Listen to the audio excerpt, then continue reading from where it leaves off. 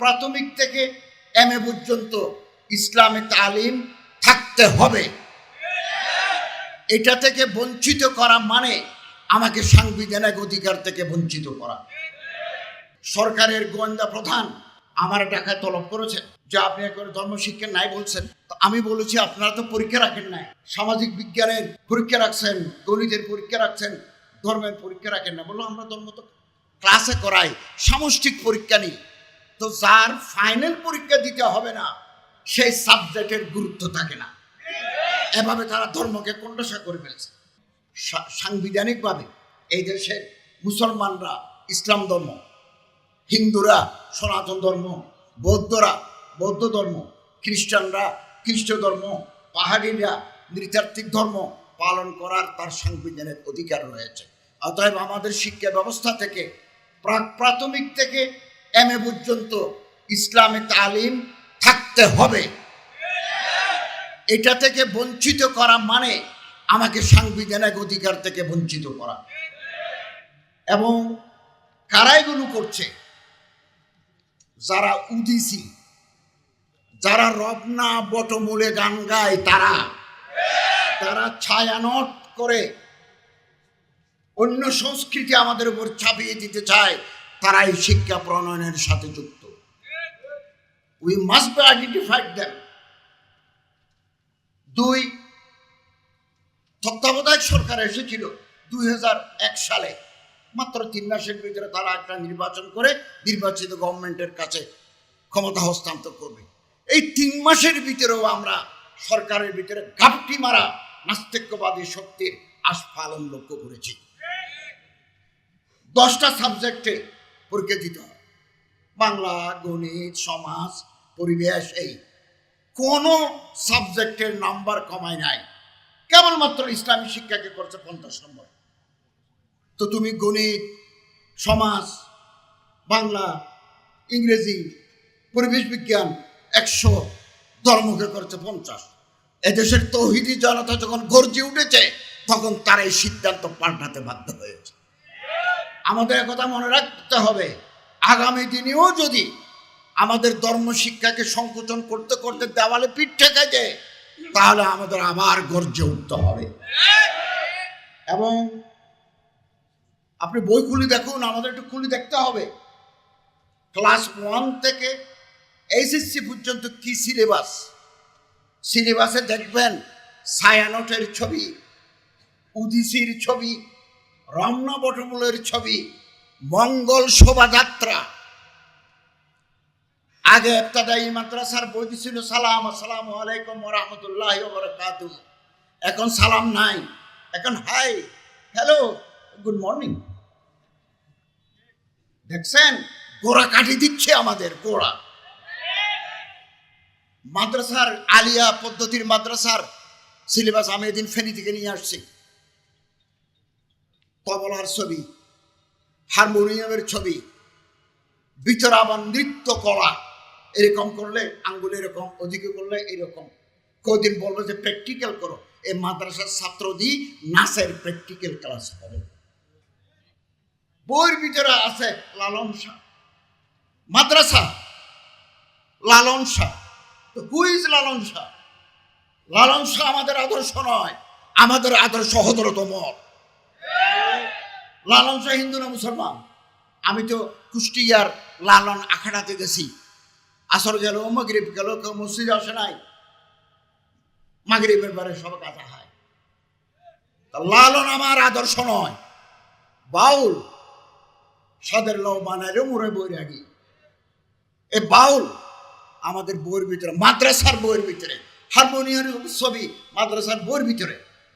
20-30 বছর পরে আলিয়া পদ্ধতির শিক্ষাধারার ভিতরে আলেম তৈরি হওয়ার সুযোগ তারা রাখবে না, শেষ করে দেবে। এবং বহু বিবাহকে বলছে অন্ধকার যুগ, একাধিক বিয়ে। ওই খিফতুম আল্লাহ তাআলা ফাওয়াহিদাতান, এখানে তো সুযোগ আছে, কিন্তু বহু বিয়েকে বইয়ের ভিতরে বলছে এটা অন্ধকার যুগের কাহিনী। তাহলে ইসলামের শরীয়তের একটা ঐতিহ্যকে অস্বীকার করার সামিল। ব্রিটিশ বিরোধী আন্দোলনে বইয়ের ভিতরে আছে, ব্রিটিশ বিরোধী আন্দোলনে মুসলমানদের অবদানকে উল্লেখ করা হয় না। অথচ দিল্লি থেকে আম্বালা পর্যন্ত প্রতিটি গাছের সাথে দেওবন্দে আলেমদের লাশ তুলেছে। শেখুল আল্লামা মাহমুদুল হাসান রহমতুল্লাহ আলাইহি আন্দামান মাল্টা দ্বীপপুঞ্জে ওনারে মেরেছে। ওনারে গোসল করার সময় দেখা গেল শরীরের বিভিন্ন জায়গায় দাগ। অবাক হয়ে গেল তো শরীরের বিভিন্ন জায়গায় দাগ কেন? তিনি বলেন আমারে নিষেধ করে গেছেন, উনি জীবিত থাকতে যেন আমি কথা না বলি। ভারতের স্বাধীনতা কোনোদিন হতো না ওলামায়ে দেওবন্দ যদি ময়দানে না থাকতেন। এটা আমাদের সিলেবাস থেকে সুকৌশলে বাদ দেওয়া হয়েছে, সুকৌশলে। এখন আমাদের দেশে যে পরীক্ষা হয় সেই পরীক্ষায় 5টা পরীক্ষা দিতে হবে। বাংলা মেট্রিক পরীক্ষা, বাংলা, ইংরেজি, গণিত, সামাজিক বিজ্ঞান, বিজ্ঞান, ধর্ম নাই। আমি আর্টিকেল লিখেছি, পোস্ট এডিটোরিয়াল লিখেছি।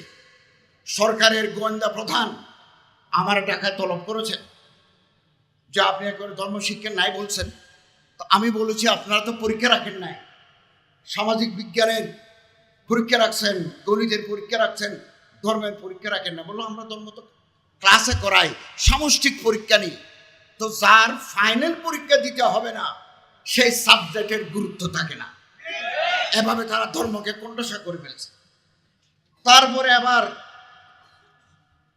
ইন্টার একটা রাখছে আরবি। ক্লাস 1 থেকে আইএ পর্যন্ত যে আরবির আলিফ পড়ে নাই, সেই ইন্টারে গিয়ে আরবি পড়বে কি করে? সক্রেটিসকে দিলে সেও তো ফেল করবে। গ্রিক ফিলোসফার আরস্তুকে যদি আনি দেন ইন্টারে যে তুমি আরবিতে জবাব দাও, তো অ্যারিস্টটল তো ফেল করবে। এটা হচ্ছে আই ওয়াশ। বলো তো আমরা আরবি রাখছি, তো আরবি রাখছো ইন্টারে, 5-এ কোথায়, 6-এ কোথায়, 7-এ কোথায়, 8-এ কোথায়, 9-এ কোথায়, 10-এ কোথায়? এগুলো হচ্ছে খেল, ভানুমতির খেল। 2, ইসরায়েলের মতো দেশে যদি তালমুদের উপরে ডিগ্রি দেয়, ইহুদিদের একটা হাদিস এবং কেবারে ওলামা ইহুদদের মালফুজাত, মকতুবাত, রাসায়েল, মাসাইলের উপরে তাদের কিতাব আছে তালমুদ, তালমুদের উপর ডিগ্রি দেয়। ইসরায়েলের ইহুদিরা যদি তালমুদের উপর ডিগ্রি পায়, বাংলাদেশের মুসলমানরা ইসলামী শিক্ষার উপর ডিগ্রি পাবে না কেন? এটাই আমাদের প্রশ্ন। ট্রান্সজেন্ডার ইস্যু শরীফ থেকে শরীফে আলেমদের প্রতিবাদের কারণে এখন এটা কমিটিতে গেছে। আমি এটা পড়ে দেখেছি, 4টা লাইন বদলালে হয়ে যাবে, উপরের 4টা লাইন। ট্রান্সজেন্ডার এবং থার্ড জেন্ডার এক নয়, এগুলো গুলিয়ে ফেলতে চাচ্ছে। আমি ফার্স্ট জেন্ডার, আমার মা সেকেন্ড জেন্ডার। থার্ড জেন্ডার এরা হিজরা, এদের লিঙ্গ আল্লাহর পক্ষ থেকে সমস্যা আছে, খুনসা, মুশকিলা, প্রতিবন্ধী তাদের। এটা কোনো দোষ নয়, এটা কোনো দোষ হতে পারে না। আপনার ঘরে আমার ঘরে এরকম হিজরা তৈরি হতে পারে, কিন্তু ট্রান্সজেন্ডার এবং হিজরা থার্ড জেন্ডার এক নয়। এটাকে গুলিয়ে ফেলা হচ্ছে। সংসদে একটা আইন ঘুরতেছে, যে কোনো সময় পাস হবে। আমরা প্রতিবাদ জানাচ্ছি। আমরা হিজরা অথবা থার্ড জেন্ডার যারা আছে তাদের প্রতি আমরা মমত্ববোধ রাখি। তারা চাকরি পাক, তারা শিক্ষা পাক, তারা রাষ্ট্র অধিকার পাক, আমাদের কোনো আপত্তি নাই। কিন্তু ট্রান্সজেন্ডার আর থার্ড জেন্ডার এক নয়। ট্রান্সজেন্ডার কি? মনে করেন আমার নাম আব্দুল করিম, আমি মনে মনে ভাবলাম আমার নাম, আমি আজ থেকে হালিমা বেগম।